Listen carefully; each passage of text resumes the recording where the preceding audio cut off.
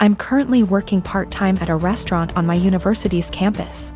I mostly work shifts with this one girl, we'll call her Anna, who is all for the body positivity movement. She embraces her body type and regularly posts inspiring quotes or images on her social media accounts. Personally, I have nothing against this at all. I am also in full support of treating and accepting everyone no matter their body type. However, I do believe that everyone should be healthy, eating right, exercising, taking care of their mental health, etc. Or at least attempting to be. I don't support those who use the body positivity movement as a cloak to shield and justify their unhealthy and damaging behaviors. However, despite being a supporter, Anna regularly comments on my body type. For example, I always bring food for my shifts since I personally think the food there is not the healthiest: burgers, fries, more fried food, etc. Anna will often say things like, "You should eat a burger, you could use a few extra pounds, honey." Or, "You look skinnier than last week. I told you to stop eating salads every day." She'll sometimes even feign concern for me and ask me in private if I was struggling with my weight, and then proceed to tell me that I look way too skinny to be healthy. One time I was changing into my work shirt in the back and Anna saw my stomach and commented that my stomach was starting to look like a man's.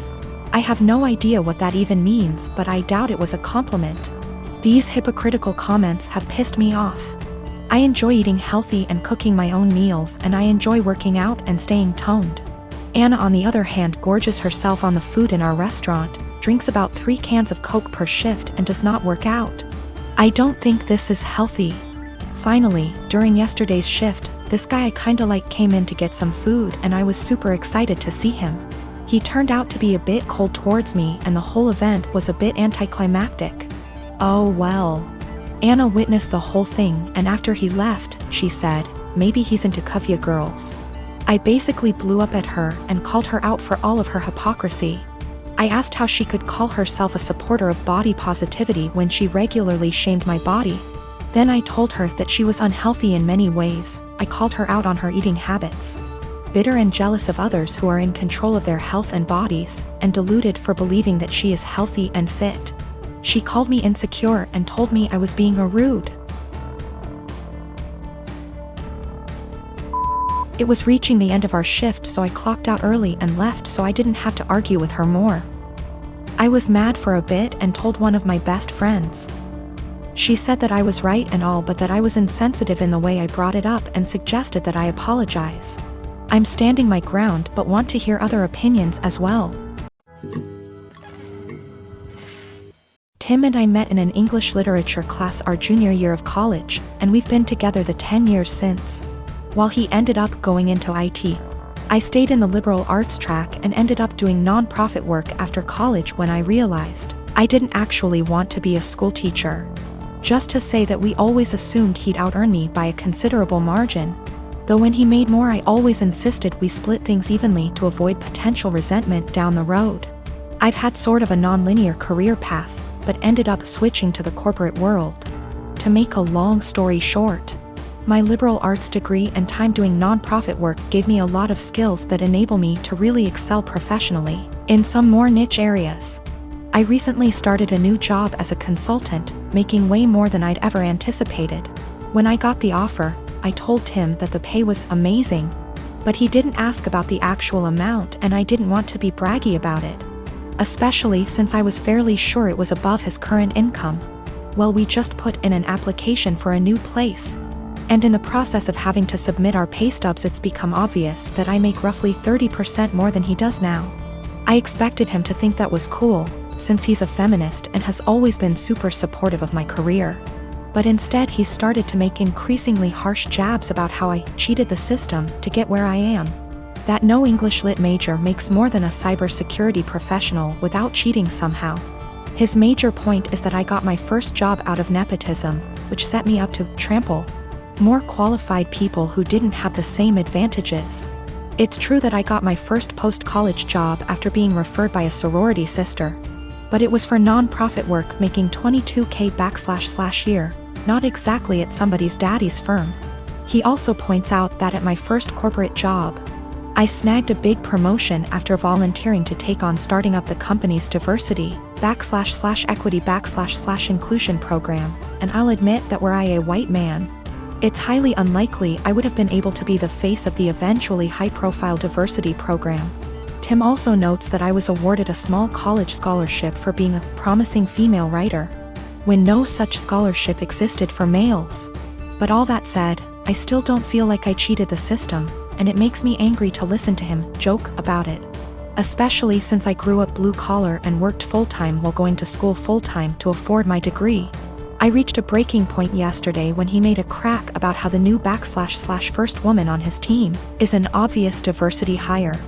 I told him that his jokes about women cheating the system to get ahead aren't funny or guy talk ribbing, as he says. They make him sound like an insecure little boy. He told me I was being a naive Karen and we haven't really talked since yesterday. Son is in 4th grade. School is only open on Mondays. The rest of the week he is home with me. They don't do virtual learning during the rest of the week. No Zoom calls are made. No teacher actually checks in. Homework at home is not to be sent back to the school, and instead they get a participation grade the following week if they tell their teacher they completed it.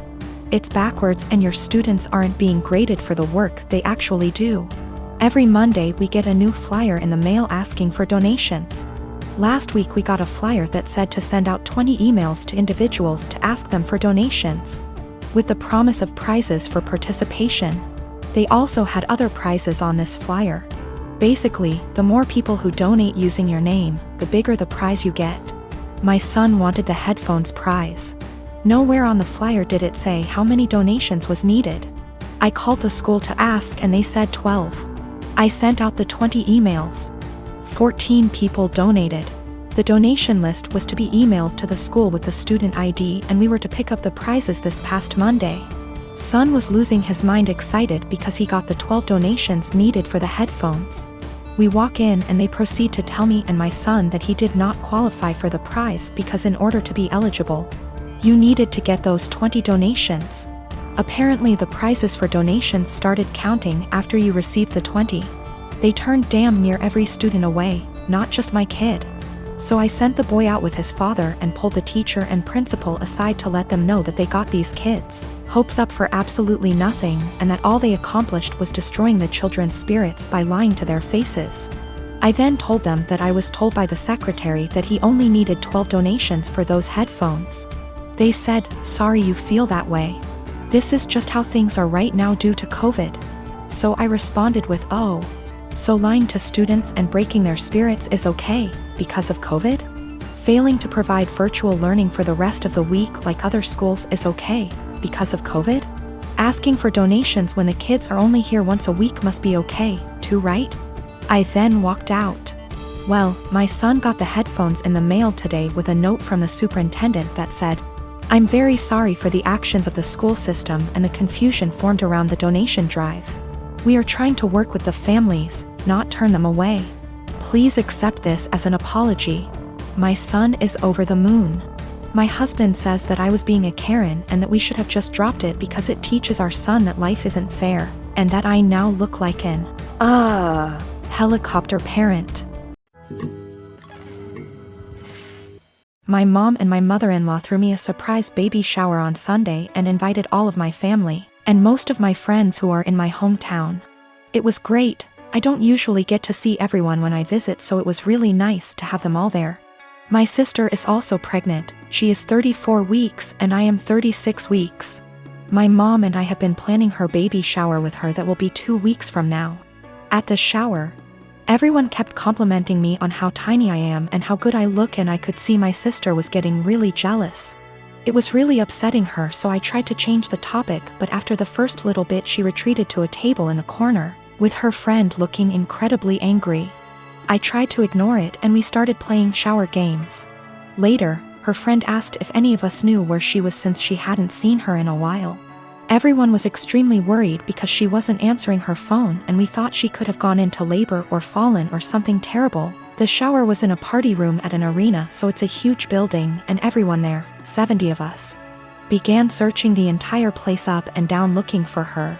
Many people got into their cars to drive around the area and the different routes to the hospital to see if they saw her car. We also called her husband to see if he had heard from her, and he left work to help look. My other sister found her sulking inside a Timmy's. She refused to come back to the shower because she was upset that she wasn't getting any attention and everyone was fawning over me. It took a while for everyone who left to get back, and while we tried to carry on with the shower, the whole mood was soured and it was really awkward. I'm so upset with her now. I suspect once the baby comes I won't go down to my hometown as much, and I won't get to see many of those people as often as I did before. So that was my last chance to get together with everyone before the baby. It's not even the first time she's done something like this. At my wedding she complained to anyone who was willing to listen about how my husband is very touchy-feely with me. And now whenever he touches me in any way in front of her she'll grumble and roll her eyes like she is upset that he is attracted to me, or something. He dropped me off at the shower, and when we were talking to friends he was standing behind me holding my belly, and she said, "That's disgusting," and made a gagging noise. She also won't show up to something unless someone has called her to ask where she is and tell her we're waiting for her. It's a little game that she likes to play. I don't know what her problem is, but I'm so sick of it. She hasn't spoken to me since the incident and won't return my calls or texts, but I think she owes me an apology. If she can't apologize, I don't think I want to continue to plan and pay for her baby shower. Is that fair? My mom and my aunt think I just need to try to move past it because that's just how she is. My husband feels differently, and he thinks I should stop doing anything for her because she continuously disrespects us and our marriage.